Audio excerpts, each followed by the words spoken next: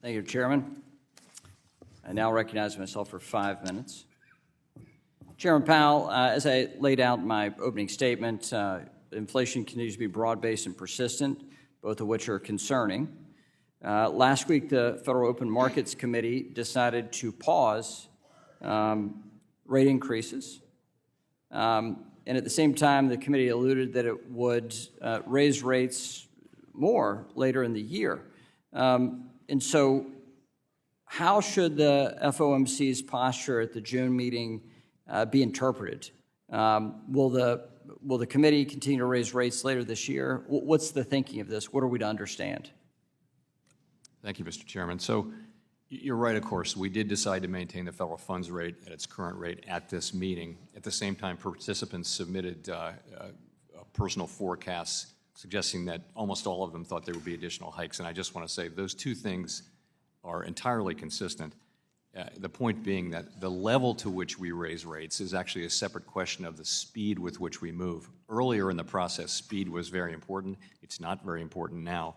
The sense of the summary of economic projections and the decision really is just that, given how far we've come, it may make sense to move rates higher, but to do so at a more moderate pace. That's really it. You know, we were at 75 basis points for several meetings, then we were at 50 basis points, then 50 basis points, 25 basis points at 3 consecutive meetings, and now we're moderating that pace, much as you might do if you were to be driving 75 miles an hour on the highway, then 50 miles an hour on a local highway, and then as you get closer to your destination, as you try to find that destination, you slow down even further. Okay. So it is more data is necessary for the Fed to make these decisions, and that's one interpretation, but thank you for a broader view there. I also want a broader view on this question of the vice chair for supervision is performing his own personal holistic review of the Fed's regulatory framework for bank capital and liquidity. In an interview yesterday, he discussed some version of a new type of stress test even, striking complete confusion in his description of it.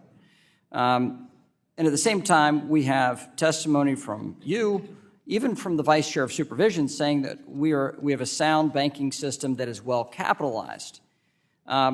You will sit in judgment of this proposal that the Vice Chair for Supervision will bring to the full board on this holistic review of capital. There are a lot of discussions about the amount of capital he's talking about, the concern that this is pro-cyclical at a time where our economy with higher rates is you're measuring what's happening in the broader economy, and at the same time we're going to have a major piece of capital required by financial institutions, which will further restrict lending. So how can you tell us to think about that, given your seat on the Open Markets Committee and as a Fed governor? How would you interpret that?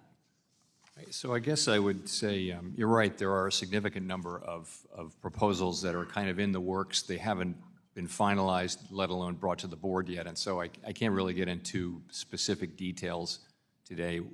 Well, we'd like your thinking, Chairman Powell. That's what we'd like. What I can share is, principles and how I will think about this. Regulatory proposals go to the board.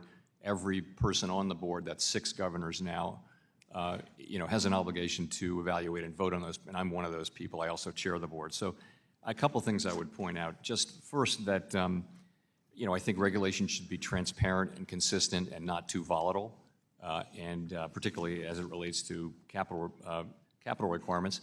I do note the central importance of capital. We want banks to be resilient to shocks. We want them to be able to lend in good and bad times. We want, in particular, the GSIBs, the 8 largest banks, to have high levels, very high levels of capital and liquidity. Indeed, we spent years raising those levels over a long period of time, and I think there's broad agreement, as you point out, that capital is strong. And the question there will be what sorts of increases will be justified. That's what we'll be looking at. The other thing is to point out the trade-off between higher capital.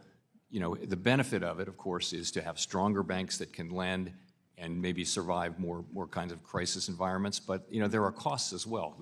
And I think it's going to be, as always, a question of weighing and balancing those costs. and that's what I'll be thinking about. The last thing I'll say about that is just we benefit from having banks of all different shapes and sizes in our system, and we want to be careful not to regulate the smaller banks to the point where really their business models are challenged for all but the largest banks.